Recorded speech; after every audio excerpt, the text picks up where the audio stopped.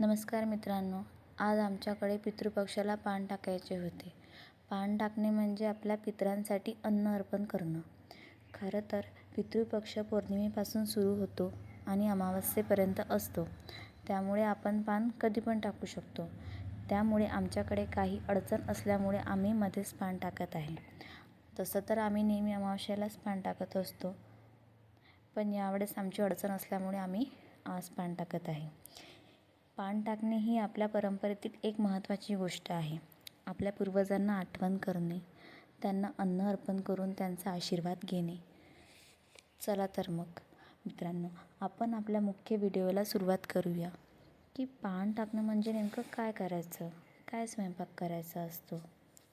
हे खूप लोकांना नीटसं माहीत नसतं. म्हणूनच आज मी हा स्पेशल ब्लॉग घेऊन आलेली आहे.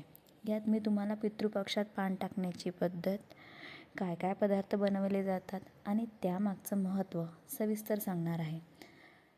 सर्वात आधी मी आलूची भाजी तयार करून घेतली. त्यानंतर मिक्स भाजी केली. मग बेसन घेऊन भजे करण्याची तयारी केली. खीर करून घेतली, कढी केली, वरण आणि भात केला. वड्यांसाठी डाळ मी आधीच भिजत टाकलेली होती. ती मिक्सरमधून बारीक करून घेतली.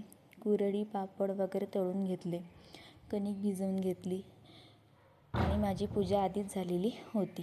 त्यानंतर जिथे पान टाकायचं ती जागा स्वच्छ करून घेतली आणि तिथे 2 आसन टाकले. त्या आसनावर आजी आणि आजोबांचे फोटो ठेवले. अशा प्रकारे मी पितृपक्षाची पानाची संपूर्ण तयारी करून घेतली. नंतर आईंनी मला आठवण दिली की तांबूल करायचं राहिलं आणि अद्रक आणि निंबू पानावर वाढशील.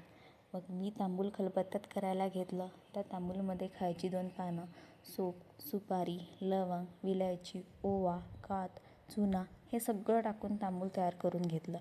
आणि मग आईंनी मला रांगोळी काढायला सांगितलं. तर मी पानाभोवती सुंदर रांगोळी काढली. पान वाढायची जबाबदारी बाबांची होती. मी बाबांना सगळं सामान नेऊन दिलं आणि मग बाबांनी पान वाढली, अगरबत्ती लावली, ग्लास भरून ठेवले आणि गौरी पेटवून घेतली. अशा प्रकारे पितृपक्षाची पानं आपण नेहमी टाकत असतो.